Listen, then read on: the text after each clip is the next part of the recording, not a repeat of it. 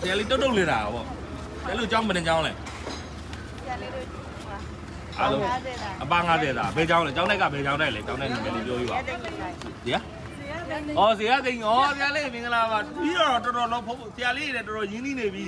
အမှန်တမ်းပြောရင်တပည့်တော်ရန်ကုန်သားဘာမှလည်းမသိဘူးနာမည်လည်းမသိတော်တော်ရင်းနှီးနေဝမ်းသာပါတယ်ဆရာလေးဟုတ်အလူခံကြွပြီးတဲ့ဟို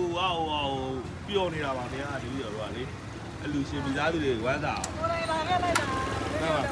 မှန်ပါဗျာဝမ်းသာပါတယ်ဝမ်းသာပါတယ်ဝမ်းသာပါတယ်ဆရာလေးတို့ တက်သားရဝဲရ9ရတာ အဆုံးပါပဲလားဝမ်းသာပါတယ်ဆရာလေးတို့လူတိုင်းရတယ်လေတပည့်တော်တို့တိတ်ပြောပါတယ်တော်ရိုးလုံးကဆရာလေးတွေကိုကြောင်းကြလိုက်တာမနေ့စောပြီးတော့အကုန်လုံးဆင်းလာကြတာအကုန်လုံးဘုံမုံတွေကတော့စံနေလိုက်တွေတော့စပုတ်နေခင်းချက်ပူတာတွေရှိနာမည် မိုင်းပြ မလဲဘယ်နှပါရှိတယ် ကိုပါ ကိုပါဒါကိုပါသားပေါ့ ဟုတ် ဟုတ်လားဝက်သားကြီးပဲပေါ့စက်သားတွေငါးတွေရော ထပ်ပြီးသွားပြီ ထည့်ပြီးသွားပြီပို့လိုက်ပြီအဲ့ကျန်တဲ့ဖုံဆရာလေးနဲ့ပို့လိုက်ပြီ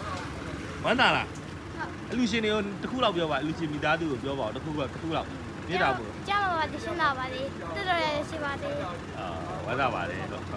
ဒီစုကြမှာနော်ဆရာလေးနော်ဒီကကြပြီးတယ်ဟုတ်အားမလည်းမသိဘူး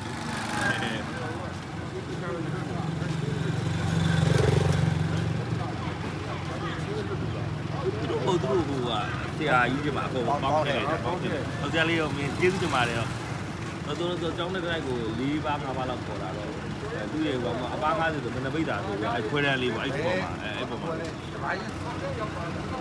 ဒီလက်ချင်းလေးဒီကံလို့ပြန်ကြွလာပါဆရာကြီးဆရာလေးတွေပေါ်လို့